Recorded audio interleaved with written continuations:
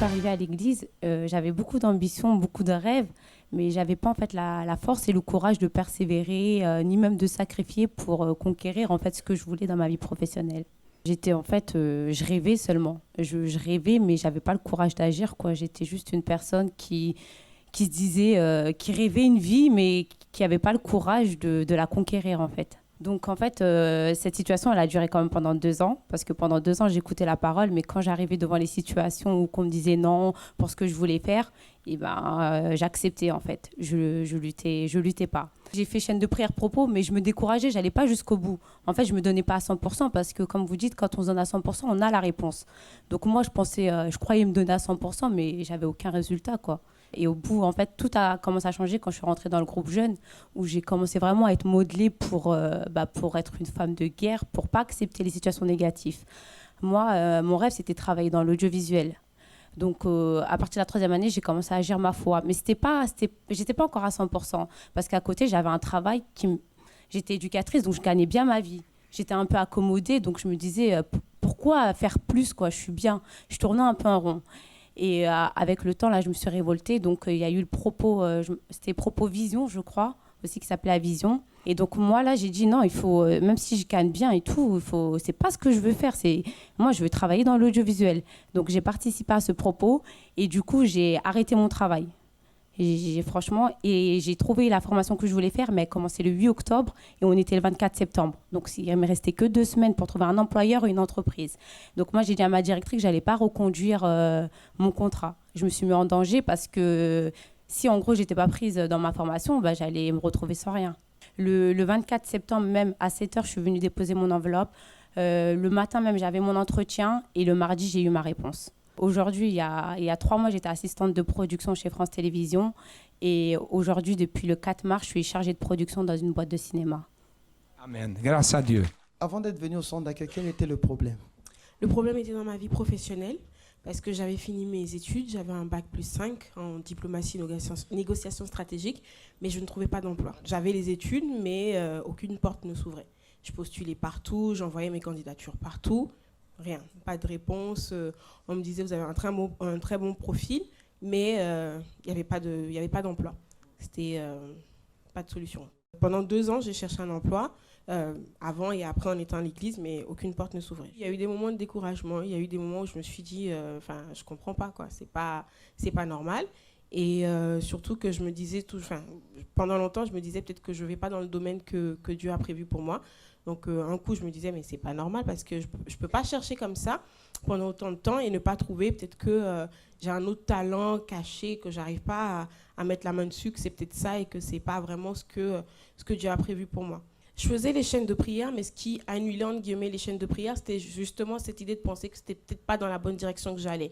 C'est de pas me cibler, en fait, jusqu'à ce que je me dise, non, j'ai fait des études pour ça, et c'est ce que j'aime faire, donc ça peut pas être un autre plan X ailleurs, c'est vraiment ce que j'ai étudié, ce que j'aime faire, et donc du coup, que je concentre ma foi sur ça. La dernière campagne d'Israël, là, je me suis dit, mon tour est arrivé. Je me suis dit que c'était pas, ça pouvait plus, 2013 pouvait pas se terminer comme ça, encore une fois. Et j'ai vraiment concentré ma foi. Là, je me suis dit, c'est ce que je voulais faire. Et il y a eu beaucoup de pensées négatives de personnes. Pour une fois que j'avais réussi à dominer moi-même et me dire non, c'était vraiment ce que je voulais faire. Là, c'était les gens qui me disaient, encore une fois, que c'était peut-être pas ça que je voulais faire, ou peut-être fallait que je quitte la France, que j'aille à l'étranger, que j'aurais plus de chance à l'étranger, ou qu'en France, ils étaient racistes, et que peut-être que ça n'allait pas marcher. Mais là, j'ai dit non. Là, ça n'allait pas marcher une fois de plus. Là j'ai bloqué. J'ai attaché le diable et j'ai dit non. Je suis en France, il n'y a pas de moyen que j'aille ailleurs. Non, je vais rester là, c'est ici que j'aurai ma victoire. Et je me suis lancée dans la campagne, totalement. J'ai sacrifié. J'ai vraiment mis mon tout sur l'autel. J'ai dit à Dieu, je dépends de toi. Là, je vais voir si vraiment c'est eux qui ont raison ou si c'est toi qui as raison. Donc, je faisais les démarches d'aller jusque chez ma soeur qui habitait 1h30, 2 heures plus loin que chez moi pour postuler, pour envoyer les candidatures, pour ne pas lâcher parce que j'avais mis non tout, mais ce n'était pas fini. J'ai fait, moi, mes démarches à côté et j'ai été bénie. Donc là, j'ai un CDI en tant que juriste international dans une société et c'était un poste qui convenait complètement avec mon cursus, quoi. C'est pas aller dans un autre domaine en disant je prends autre chose en attendant. C'était quelque chose qui était vraiment en rapport avec mes études. Donc c'était top. Qu'est-ce que le centre d'accueil représente pour toi? C'est une école de vie parce que ça permet de mettre en pratique la foi, de vraiment... pour moi, c'est une école, c'est une maison, c'est une famille, c'est tout. C'est tout.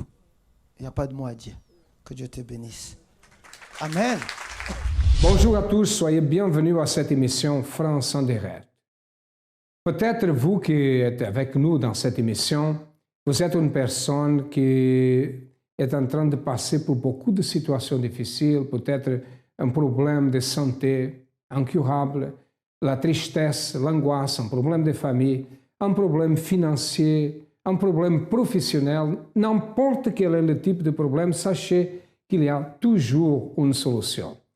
Au centre d'accueil, dans tout le monde, ils sont des millions, des dizaines, et je dirais même des centaines de millions qui ont déjà rendu témoignage dès que le centre d'accueil existe. Des personnes qui sont arrivées avec des situations très difficiles, presque impossibles à réussir. Mais à travers une foi intelligente, sa vie a changé. J'ai ici avec moi, dans le studio, M. Montou.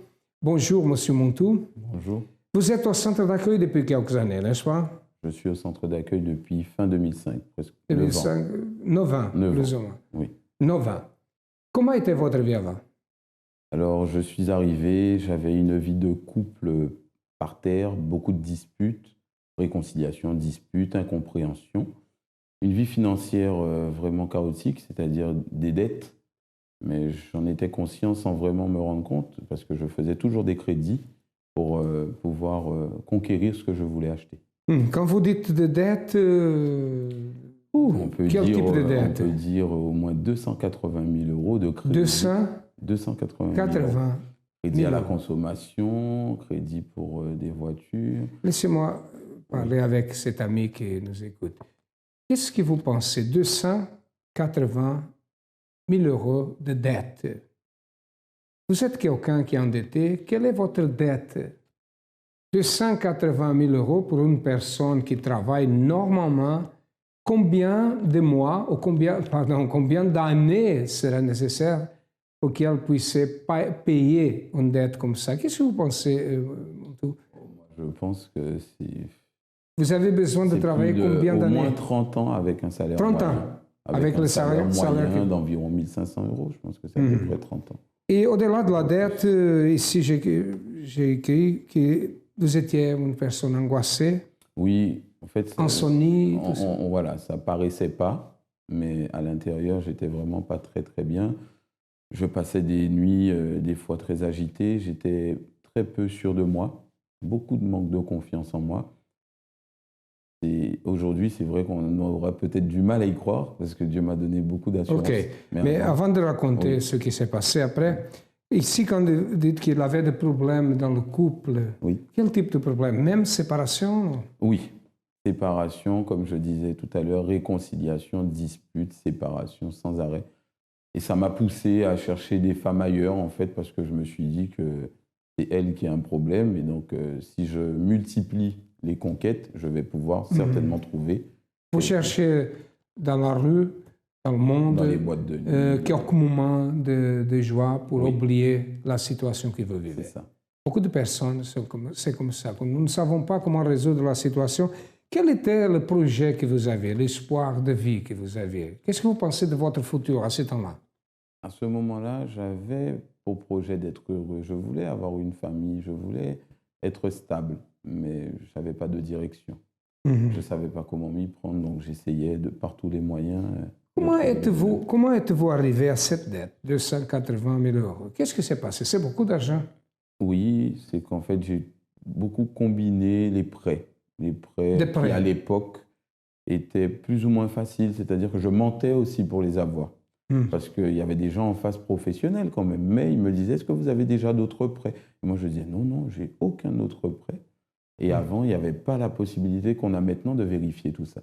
En tout cas, pas facilement. Et je cumulais, je prenais des voitures, je prenais des articles, plein de choses pour montrer que j'étais riche.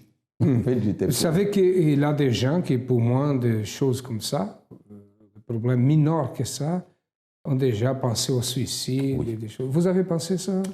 Non, mais j'étais très triste. C'est-à-dire que voilà, je ne savais pas comment m'en sortir et je mentais beaucoup pour cacher tout ça. Voilà. OK, d'ici à quelques moments, nous allons savoir qu'est-ce qui s'est passé après. 280 000 euros de dette, un mariage détruit. Il cherchait dans la nuit parce que ça l'amenait que le problème a augmenté. Mais un jour, il a connu le centre d'accueil. Nous allons voir d'ici à quelques moments. Regardez plus de témoignages. Avant de venir au centre d'accueil, ma vie elle était vraiment très détruite. Je suis angolaise. Je ne parle pas français, donc sans papier. Donc j'habitais avec, actuellement il est mon mari, donc on était ensemble, mais dans une situation très catastrophique, où l'espace, où on disait les salons où il y avait la télé, il servait que pour les lits. La cuisine, c'était la salle de bain, c'est-à-dire si la personne prend la douche, tout tombe sur les assiettes. Donc en arrivant ici, vous pouvez imaginer que j'étais vraiment catastrophique, au point que je désirais ma mort. Parce qu'après, j'ai tombé enceinte, j'avais un petit, sachant qu'en ayant un petit, ça allait améliorer. En allant aux aides là d'État, je pouvais avoir une aide ou trouver un petit studio plus en condition. L'endroit où on était, les murs s'étaient déchirés parce que tellement il était humide. J'ai nettoyé, une semaine après, il y avait encore les mesures qui sortaient. Le centre d'accueil, c'est à travers... la revue, le Semeur, c'est là où j'attendais parler de la campagne sacrifice. Moi, je ne comprenais rien du tout, mais j'attendais parce qu'il faut donner votre tout sous l'autel. Après, je dis non, mon Dieu, cette révolte, j'ai dit non, il faut maintenant que je travaille pour mon propre compte. Donc là, c'est là que j'ai décidé d'ouvrir ma propre entreprise par les biais d'une franchise dans un groupe aussi alimentaire. Et aussi là, le blocage, c'était quoi? Et la peur que j'avais parce qu'il a eu demandé à avoir une expérience de 5 ans de directeur de magasin. Et moi, ça, j'ai jamais fait directeur de magasin, j'ai jamais été. Même comme ça, j'ai dit, mon Dieu, je sacrifie. C'est là où j'ai sacrifié. Mais tout ça, je vais vous dire, pour devenir assistante, j'ai sacrifié des salaires. Et pour devenir là, ouvrir mon entreprise, c'est une économie que j'avais mis de côté pour acheter une voiture. J'ai pris cet argent, j'ai mis sur l'hôtel. Ils m'ont proposé un magasin, justement, qui je gère et qui fait un chiffre d'affaires d'1,2 million par an. Actuellement, j'ai ouvert mon entreprise en 2012. Là, on est 2014 et je prévois déjà une deuxième entreprise pour l'année prochaine. Dieu vous bénisse. Amen. Qu'est-ce que Dieu a fait dans votre vie à travers la foi? À travers la foi, Dieu a fait un miracle, quasi impossible aux yeux des êtres humains. En fait, j'ai créé mon entreprise en septembre 2013 et j'ai commencé à travailler. J'ai eu la chance de participer au nettoyage d'Aéroville, le plus grand centre commercial d'Europe. Et j'ai eu mes chèques, je devais les encaisser. Mais malheureusement, quand on crée une entreprise en France, c'est difficile d'ouvrir un compte. Partout où on est passé, on ne voulait pas nous ouvrir. Et puis bizarrement, comme j'ai commencé à avoir des chèques, la personne qui était gérante a été démotivée. Elle ne voulait plus participer. Donc, les personnes qui ont travaillé pour moi pendant 3 mois, je ne peux pas les payer. J'ai des chèques de plus de 60 000 euros. Je ne sais pas comment faire. Et je me suis mis à prier. Je suis dans la campagne. Et j'ai demandé à Dieu que je n'ai plus de force. Et que maintenant, je lui demande d'agir. Le lendemain matin, il y a une amie qui m'appelle. Et elle me dit, qu'est-ce que tu veux que je fasse pour toi? J'ai dit vraiment, trouve-moi un rendez-vous. Elle est partie prendre le rendez-vous au téléphone. Ils ont accepté d'ouvrir le compte. Et je suis pourvu pour payer mon personnel. Et demain, tout est rentré en ordre. Amen. Nous sommes de retour pour parler avec Montou, pour savoir comment c'est passé dans sa vie. Mais prêtez attention, parce que peut-être ça vous intéresse. Et il était au fond du trou. Mais aujourd'hui, il est ici avec nous. Comment avez-vous connu le centre d'accueil? Alors, j'ai connu le centre d'accueil fin 2005 par une invitation de mon cousin et qui m'a invité plusieurs fois, mais j'ai refusé beaucoup d'y aller. Je disais, je suis né à l'église catholique, je vais mourir là-bas. Vous étiez catholique? Oui, j'étais catholique. Mais quand il vous a dit de venir, certainement, il vous a dit que là, la vie change, Oui. là, il a fait ça? Ah, il m'a dit, franchement, viens voir, c'est incroyable. Je ne pensais pas, je n'imaginais pas que c'était comme ça. Et un jour, je sais que c'est Dieu qui a touché pour que j'aille voir. Je me suis dit, il n'y a que les idiots qui ne changent pas d'avis, je vais au moins aller écouter. Et c'était un dimanche à Paris. Et je suis Comment était votre expérience? Le premier jour, deuxième jour J'ai cru vraiment que les personnes qui étaient là avaient un truc, une astuce pour savoir ma vie. Parce que j'étais au fond de l'église et j'écoutais la parole et j'ai dit, c'est pas possible, il y a quelqu'un qui a raconté au pasteur ma vie. Il savait, c'était exactement ce que j'étais en train de vivre. Et le pasteur ne savait pas que Mais vous non, étiez... puisque personne ne lui avait rien raconté. Il avait combien des centaines de personnes? Ah oui, il y avait plus de 250 personnes. Ok. Vous, jour-là. parmi ces centaines de personnes, il était impossible de ne pas se connaître Ah votre ben, vie. c'est clair. Pour moi, c'était clair et j'ai été le vérifier à la fin parce que c'était beaucoup trop troublant. J'ai été lui parler, il m'a dit, mais monsieur, je ne vous connais pas, je ne sais pas, c'est le Saint-Esprit qui parle. Ok. Voilà. Et vous, vous êtes lancé dans la foi? Je me suis lancé, pas tout de suite. Je suis revenu le dimanche d'après parce que j'avais encore beaucoup de questions, beaucoup de Oui. doutes. Ça fait partie de l'intelligence humaine. Voilà. N'est-ce Et pas? je suis revenu exactement une troisième fois. Et là, j'ai dit, c'est pas possible, c'est pas un hasard. À chaque fois que je viens, c'est un chapitre différent de ma vie avec des détails que j'ai dit à personne. Donc, j'aurais pu penser que c'était mon cousin qui avait dit, mais même lui ne savait pas. C'était vraiment personnel. Personne ne savait. Donc, je me suis dit, bon, là, il faut vraiment que je revienne pour écouter ce que Dieu a à me dire. Et je crois que c'était au bout de 2 mois, je me trouvais au milieu de l'église et j'ai vraiment été frappé. Je me suis dit, comment tu peux continuer à mentir, à tromper? C'est comme si je me dégoûtais moi-même. Et là, il s'est produit quelque chose d'extraordinaire. Je pense que ce jour-là, j'ai rencontré Dieu. Premièrement, vous avez commencé à réparer les erreurs Oui. antérieures. Oui. Parce que normalement, nous voyons les erreurs dans les autres. Ce sont les autres qui sont coupables. Tout à fait. Ce sont les autres qui font les choses erronées. Les choses qui se passent dans notre vie sont les autres qui sont coupables de ça. Mais vraiment, la première chose à réparer, c'est nous-mêmes. Qu'est-ce que je fais de contraire? Qu'est-ce que je fais d'erroné? C'est ça, n'est-ce pas? C'est ça, c'est ça. Et c'était évident parce que ça passait devant mes yeux comme un film. J'ai vu tout ce que je faisais de mal. OK. Nous sommes en train de vivre la campagne d'Israël. Oui. Et 2 fois par année, normalement, c'est le moment haut de la foi. Est-ce que quand vous êtes arrivé au centre d'accueil, il avait une campagne d'Israël, vous avez participé? En pleine campagne d'Israël. En pleine campagne. Oui. C'était étonnant, je suis arrivé en pleine campagne, je ne savais pas ce que c'était. J'ai été méfiant, je me suis dit, peut-être qu'ils utilisent la parole de Dieu pour me tromper, pour prendre mon argent. J'étais complètement à côté de la plaque, mais je l'ai découvert après, que ce n'était pas cela. Et j'ai pris une décision de commencer effectivement ma campagne. À faire le sacrifice. Voilà, à parler au pasteur et à prendre des attitudes, à réparer mes erreurs, à aller dire la vérité. En écoutant la parole, je me rendais compte de ce que j'avais fait d'erroné. Dire la vérité à tous les gens que j'avais trompés. Il y a eu des conséquences, mais je les ai donc assumées. Et après, je me suis retrouvé seul dans le désert. OK. Vous aviez une dette de 280 000 euros. Et vous avez fait quelque chose de très fort dans la campagne. Sans que personne vous a convaincu, vous avez fait quelque chose de très fort. Qu'est-ce que vous avez fait dans la campagne d'Israël? Alors, j'ai fait plusieurs campagnes d'Israël, mais lorsque j'ai fait une campagne où j'ai tout sacrifié, ça a été complètement différent. Dieu m'a béni dans les campagnes que j'ai faites, parce que j'ai vraiment été sincère. Cependant, au fur et à mesure de comprendre vraiment ce que Dieu attendait de moi, c'est ça que j'ai travaillé, c'est à entendre la voix de Dieu pour savoir quoi faire, quel sacrifice fallait faire.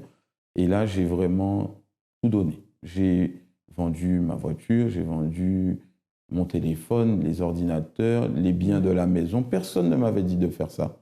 Jamais personne ne m'a dit c'est ça qu'il faut faire. Mais ça, c'est de la folie. Mais c'est clair.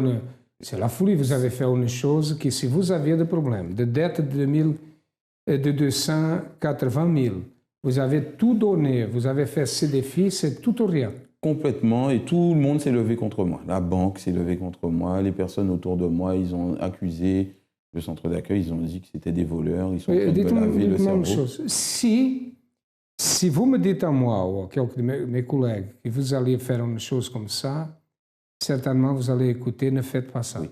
N'est-ce pas? Oui, je sais, oui. Mais vous avez pris une attitude. Bon, il a pris une attitude. Peut-être vous êtes en train de penser, mais qu'est-ce qu'il a fait? S'il avait une dette de 280 000 euros, et sa vie détruite. Il a fait ça, il a mis son tout sur l'autel. Son tout sur l'autel. Et qu'est-ce qui va se passer maintenant? C'est ça que nous allons voir d'ici à quelques moments. Jeûne de Jésus. Comment participer?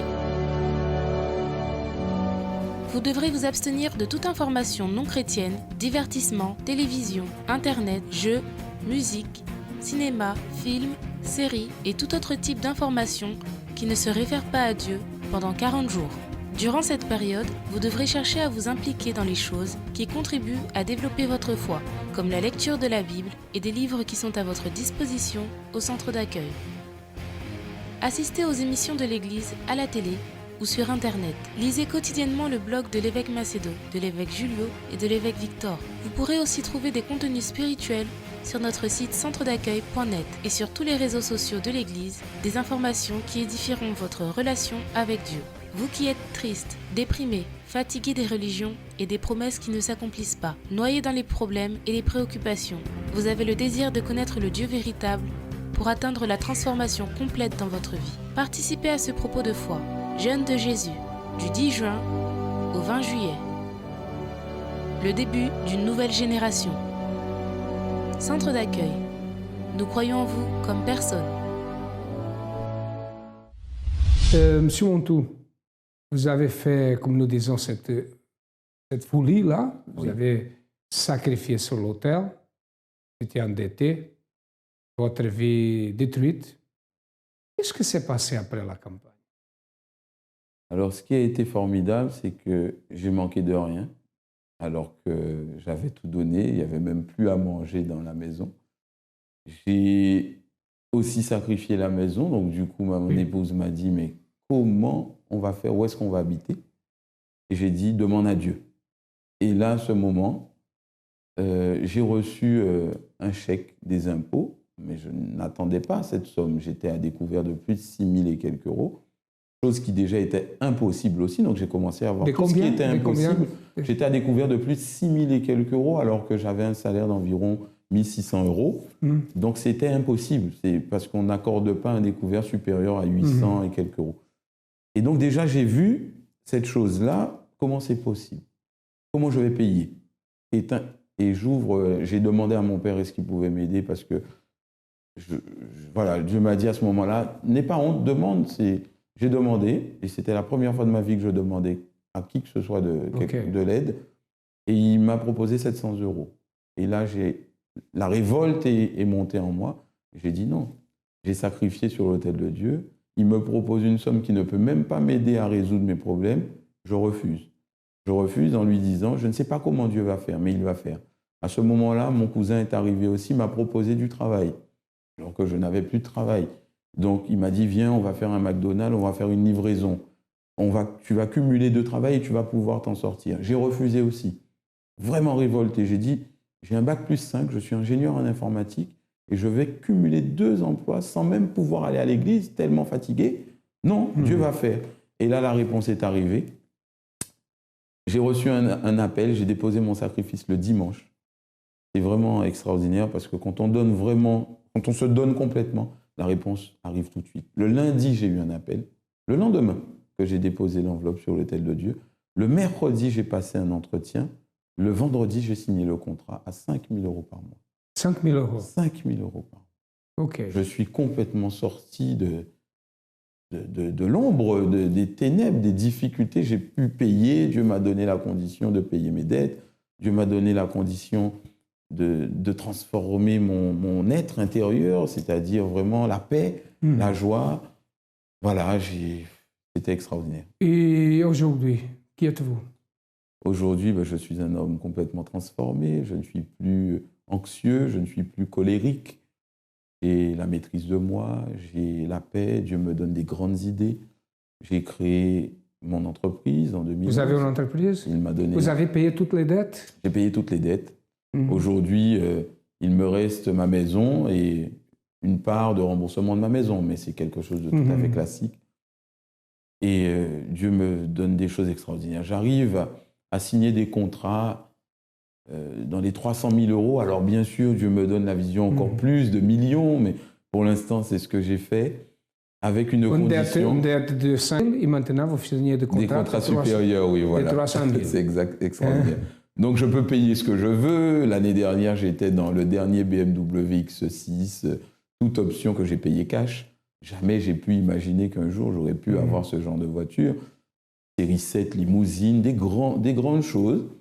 Et toujours avec une simplicité. Voilà, je vis normalement, je n'ai pas besoin de me montrer, j'ai besoin de telles choses, j'achète ce que j'ai besoin. Et je travaille dur pour que Dieu me donne condition de glorifier encore plus son nom. Dites-moi une chose, qu'est-ce que représente pour vous le centre d'accueil? Oh, pour moi, le centre d'accueil, c'est une mère et bien plus qu'une mère. C'est vraiment là où j'ai tout appris, où j'ai complètement, si je peux me permettre de dire, réappris. Donc je dis appris, parce que je suis parti pour moi de rien du tout. Tout ce que je savais avant était erroné.